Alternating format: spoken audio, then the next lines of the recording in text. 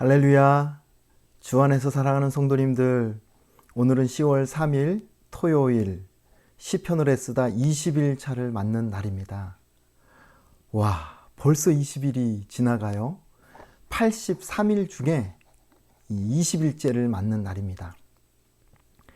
여러분, 오늘까지 시편을 애쓰다 정말로 애쓰셨습니다.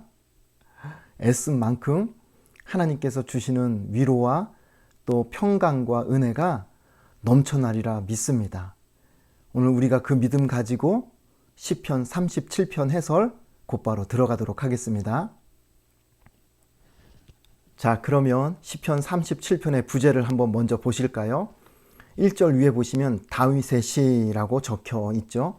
다윗의 시편이라고 보시면 될 것 같습니다.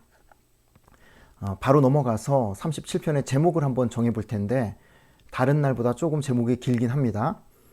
악인의 형통은 잠깐이요 의인의 복은 영원함을 고백하는 시.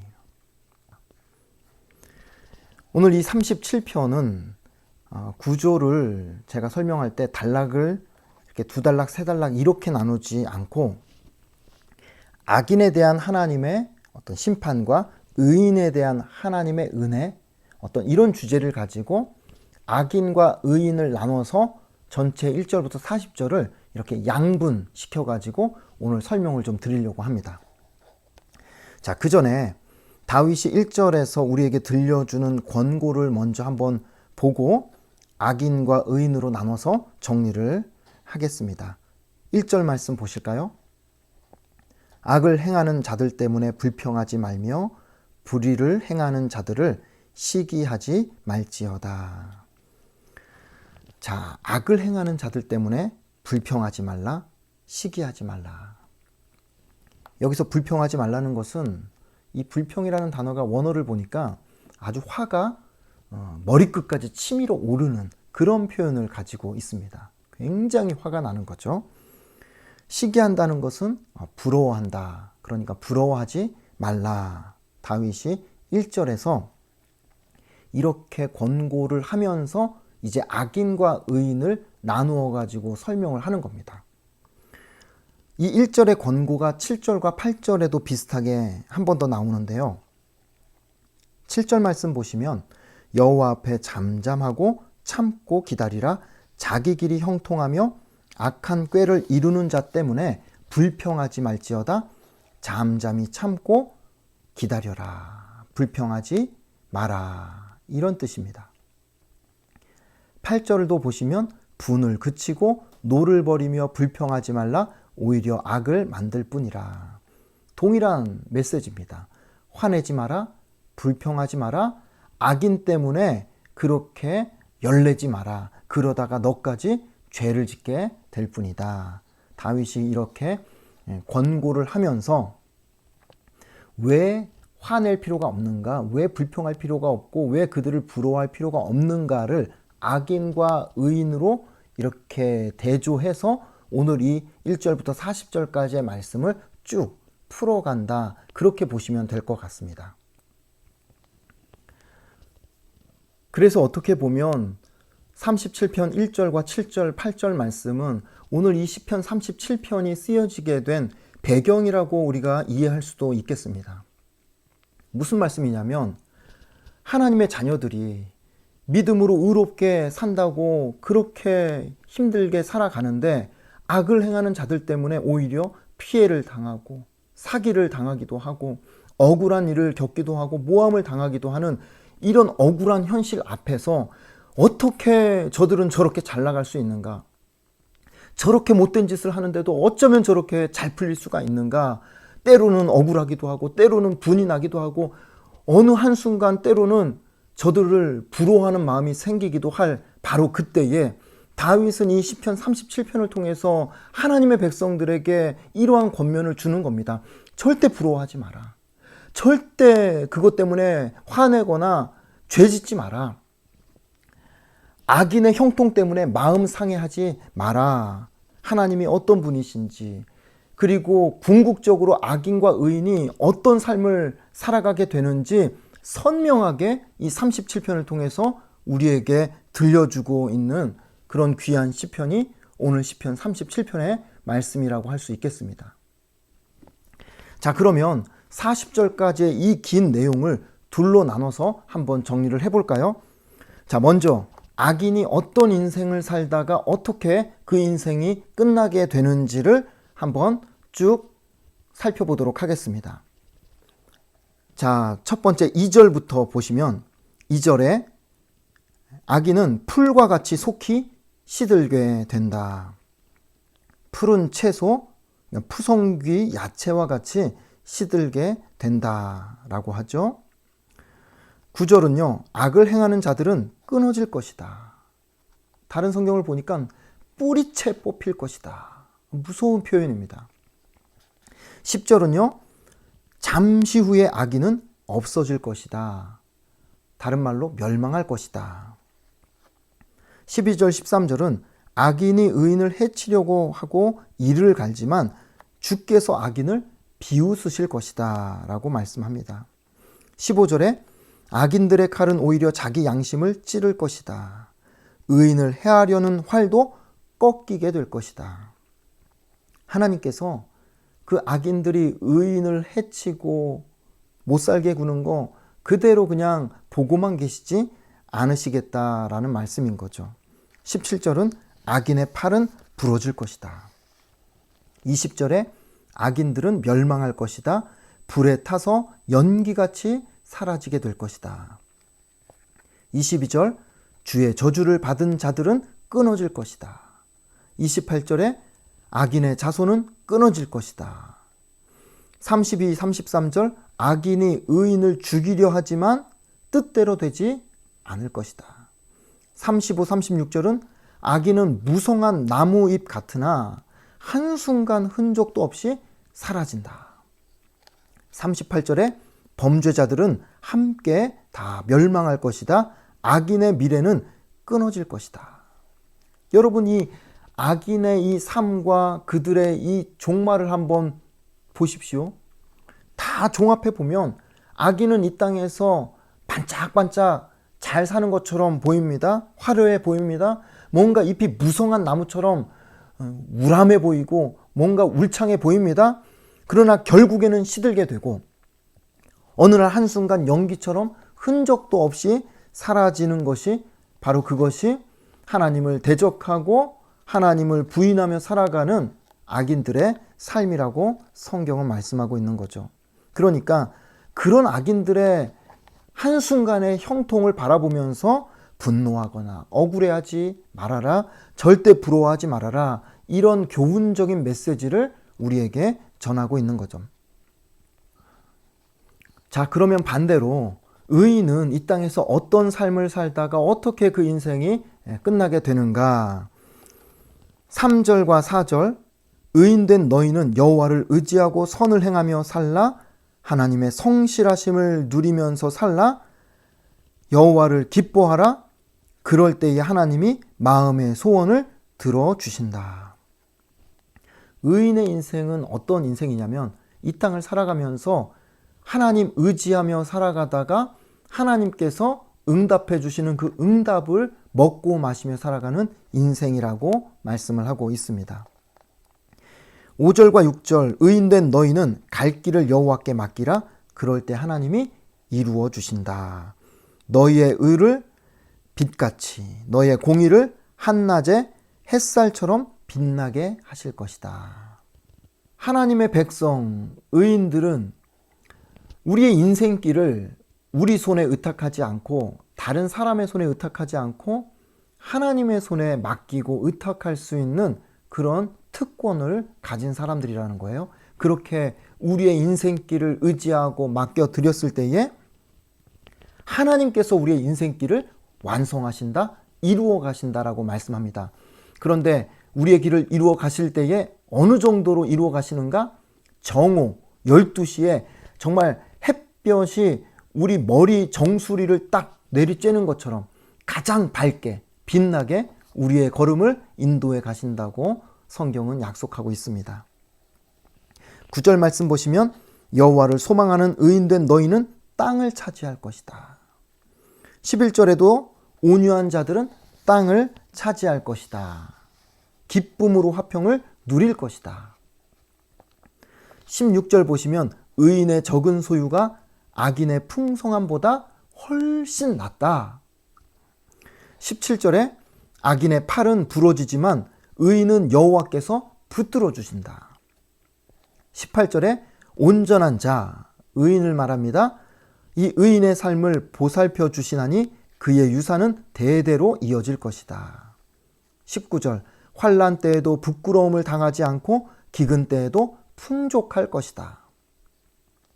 21절에 의인은 은혜를 베풀고 나눠주는 삶을 살게 될 것이다. 22절에 주의 복을 받은 자들은 땅을 차지하게 될 것이다.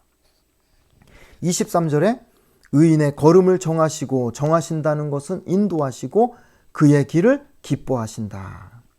24절에 그래서 의인은 넘어져도 완전히 고꾸라지지 않도록 여호와의 손이 붙들어 주신다.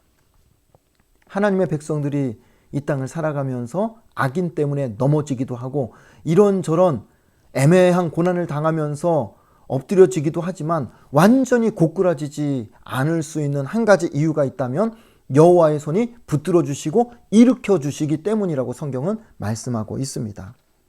그러니 여러분, 우리가 이 땅을 살아가면서 넘어질 때가 있지만 완전히 고꾸라지질 않는다. 여러분, 이 믿음 가지시기를 축복하고 싶습니다. 25절에 의인이 버림을 당하거나 그 자손이 걸식하는 일은 없을 것이다. 26절에 의인은 언제나 사람들에게 은혜를 베풀고 의인의 자손이 복을 받을 것이다. 27절에 악에서 떠나 선을 행하는 의인은 영원히 살 것이다. 영생을 누리게 될 것이라고 약속합니다. 28절에 하나님은 그의 성도, 다시 말해서 의인을 버리지 않으신다. 의인은 영원히 보호를 받을 것이다. 여러분, 얼마나 복된 약속입니까? 29절에 의인은 땅을 차지하고 거기서 영원히 살 것이다. 30절에 의인의 마음에 하나님의 법이 있어 그의 걸음은 실족하지 않는다. 33절 마지막 재판 때에도 의인을 정죄하지 않으실 것이다. 34절 여호와를 바라고 그의 율법을 지키면 땅을 차지할 것이다. 37절에 모든 화평한 자의 미래는 평안이다. 39절 의인의 구원은 여호와로부터 온다. 여호와가 환난 때에 요새, 즉 피난처가 되어 주신다. 마지막 40절 여호와를 의지하는 의인을 악인에게서 건져 구원하신다라는 이 약속의 메시지로 의인의 삶을 요약 정리하고 있습니다. 결국 하나님께서 하나님의 백성, 의의 길을 걸어가는 자녀들의 삶은 책임져 주시겠다는 약속의 말씀을 분명하게 우리에게 제시하고 있는 겁니다. 넘어져도 붙들어 주실 것이고 기근 때에도 풍족하게 될 것이고 버림받는 일 없고 걸식하는 일 없고 한낮의 햇빛처럼 밝게 빛나게 살게 해주시겠다고 하나님은 분명히 우리에게 약속하고 계십니다. 그러니 여러분, 저와 여러분의 인생이 얼마나 정말 풍요롭고 또 밝고 빛나는 인생인가 하는 것입니다. 여러분, 제가 지금까지 악인과 의인을 이렇게 절마다 나누어서 설명을 드렸는데 한번 악인을 설명했던 이 가지수와 의인을 설명했던 이 절수를 한번 비교를 한번 해보세요. 악인은 12번에 걸쳐서 결국은 그들의 인생은 마르게 될 것이고 쇠하게 될 것이고 멸망하게 될 것이라고 강조를 합니다. 12번. 그런데 의인은요, 하나님께서 23번에 걸쳐서 그 인생이 얼마나 복되고 의미 있는 인생이고 하나님께서 책임져 주시는 인생인가를 23번에 걸쳐서 반복하고 또 반복해서 강조하시더라는 겁니다. 이게 무슨 의미가 있는가? 하나님께서 악인과는 비교가 안 될 정도로 그만큼 하나님께서 우리의 인생을 풍족하게, 정말 풍성한 인생으로 책임져 주시겠다는 약속을 우리에게 주시는구나. 그런 메시지를 저는 받게 됩니다. 여러분, 이 약속 굳게 붙들고 오늘 이 시편 37편을 은혜 가운데 기쁨으로써 내려가시기를 축복하고 싶어요. 이렇게 해서 37편을 정리를 해보게 됩니다. 저는 이 시편 37편을 묵상하고 정리하면서 특별히 37편의 의인에게 하나님께서 주신 이 약속, 복, 이 가운데 5번이나 똑같은 이야기를 반복해서 강조하는 한 단어를 저는 유심히 이렇게 묵상해 보게 되었습니다. 여러분, 제가 한번 이 5구절을 제가 한번 불러드릴 테니까 한번 그 단어를 찾아보시겠습니까? 9절, 11절, 22절, 29절, 34절. 여러분, 이 5개의 구절에 공통적으로 나오는 한 단어, 하나님의 약속이 있어요.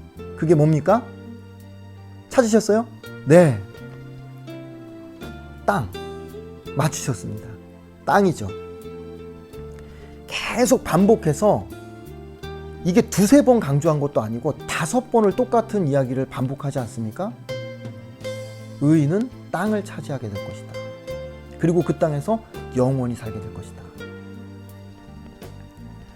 이 말씀에 혹시나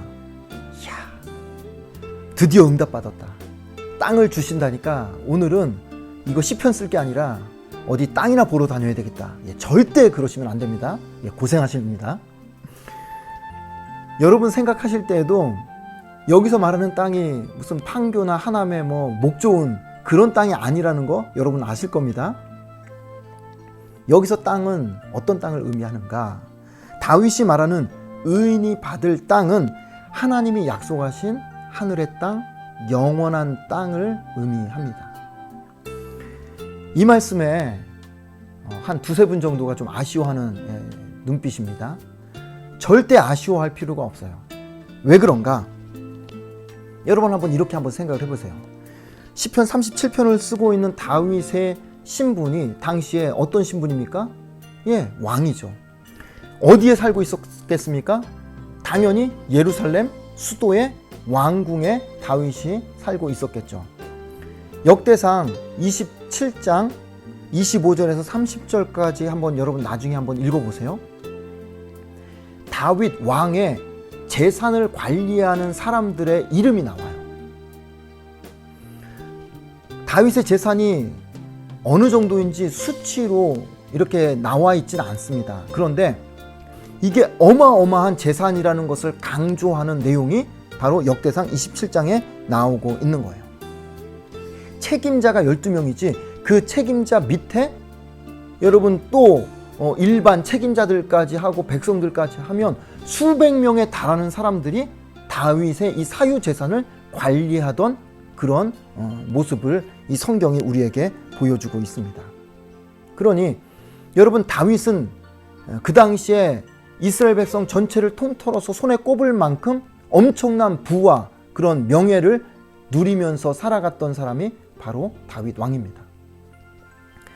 그런데 다윗이 무슨 이렇게 많은 땅과 재산을 소유한 다윗이 무슨 이 땅에 더 많은 땅과 소유를 차지하기를 바라겠습니까? 그런 게 아니죠. 다윗은 이 땅에서 그 많은 재산과 땅을 소유하고 누렸던 사람이지만 그가 간절히 바라보고 사모했던 땅은 하늘의 땅이었다는 거예요.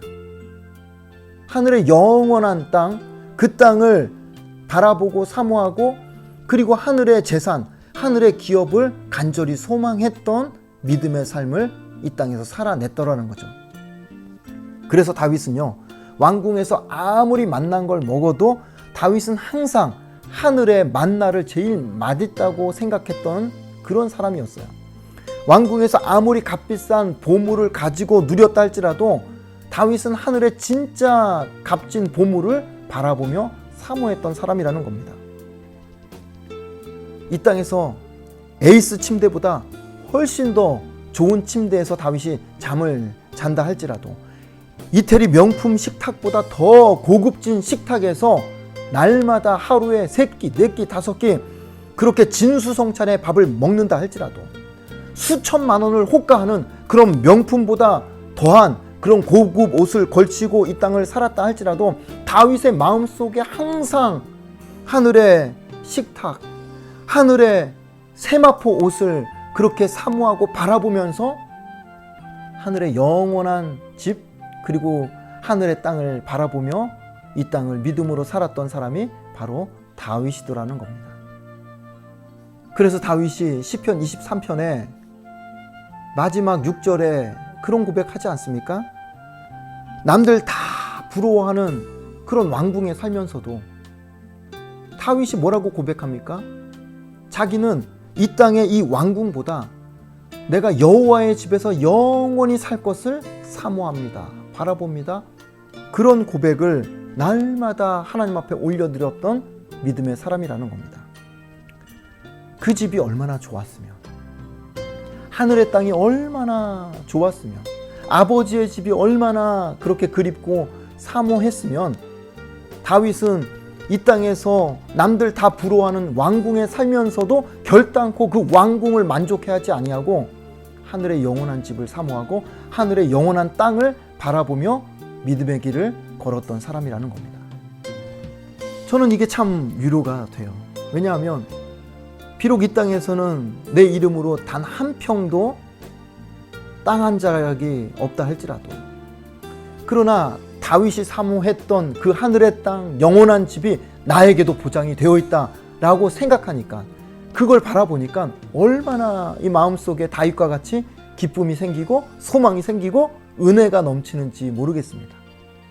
저와 여러분이 그런 축복을 이미 받아 누리는 삶을 살아가고 있다는 겁니다. 다윗이 그토록 사모했던 하늘의 집, 아버지의 집, 그 하늘의 땅, 영원한 집, 그 집의 분양권을 우리가 뭐 청약 신청을 하지도 않았는데 하나님께서 이미 우리 이름으로 하늘의 집, 하늘의 땅 등기까지 다 맞춰 놓고 우리가 오기만을 기다리고 계신다는 거예요. 여러분, 얼마나 놀라운 일입니까? 얼마나 좋습니까? 사실 마음 같아서는 지금 당장이라도 거기 가서 내 이름으로 돼 있는 그 땅도 보고 하늘의 집도 보고 구경하고 한번 누워서 잠도 자보고 싶은데, 지금 시편 해설을 지금 제가 이렇게 하고 있으니까 당장 갈 수 없잖아요. 그래서 제가 하나님 앞에 제가 천천히 갈 테니까 조금만 더 기다려 달라고 제가 말씀을 드려놓긴 했지만, 그러니 사랑하는 성도님들, 우리가 이 땅을 살아가면서 예수 믿는 우리보다 훨씬 더 잘 나가고 잘 풀리고 뭘 해도 잘 되는 사람들 절대로 부러워하지 마시기를 바랍니다. 아마 여러분 가운데 과거에 여러분이 믿었던 사람으로부터 돈을 떼이거나 사기를 당해가지고 오랜 세월 그 뒤처리하느라고 고생한 분들이 분명히 계실 거예요. 지금도 다 해결이 됐지만 마음 한켠에 상처로 남아가지고 그 사람만 생각하면 그냥 자다가도 벌떡 일어나고 울분이 올라오고 마음에 상처로 남아있는 그런 분들이 분명히 계실 겁니다. 뭐 심지어 저한테 찾아와가지고 목사님, 저는 목사한테 당했어요. 그걸 목사님 왜 저한테 이야기합니까? 창피하게. 아무튼 어떤 사람한테 당했든지 여러분을 속이고 여러분에게 피해를 주고 여러분의 마음을 아프게 했던 그 모든 악한 짓을 했던 그런 사람들, 여러분 그런 사람들 때문에 괜히 여러분이 마음 상해하거나 죄 짓지 마십시오. 왜요? 그들의 인생은, 그들의 부는, 그들이 누리는 것은 오래가지 못한다고 성경이 분명히 말씀합니다. 오히려 믿음의 길을 걸어가고 그렇게 하나님의 말씀대로 살아가는 저와 여러분의 인생 위에 하나님께서 저 하늘의 땅, 우리가 청약도 안 한 그 하늘의 땅, 하늘의 집을 우리 이름으로 등기까지 맞춰놓고 기다리고 계신다는 거. 여러분, 이걸 생각하면 얼마나 마음이 기쁘고 든든합니까? 그 소망으로 오늘 우리가 하루를 승리하며 살아내자는 겁니다. 그러니 사랑하는 성도 여러분, 오늘 이 시편 37편을 쓰시면서 여러분 마음속에 흐뭇하게 저 하늘의 분양권, 저 하늘의 천국의 집, 그 땅을 마음속으로, 머릿속으로 그리면서 여러분 37편을 한번 써 내려가 봅시다. 하나님께서 우리 안에 정말 넘치는 기쁨과 소망으로 충만케 채워주실 것입니다. 그 기쁨으로 오늘 하루를 넉넉히 이겨내고 승리하며 여러분 마음속에 있던 그 상처와 아픔과 응어리까지도 오늘 이 시편 37편을 통해서 하나님께서 말끔하게 씻어주시는 그런 복된 한날이 되시기를 주님의 이름으로 축복합니다. 여러분 오늘 하루 행복하십시오. 내일 다시 뵙겠습니다.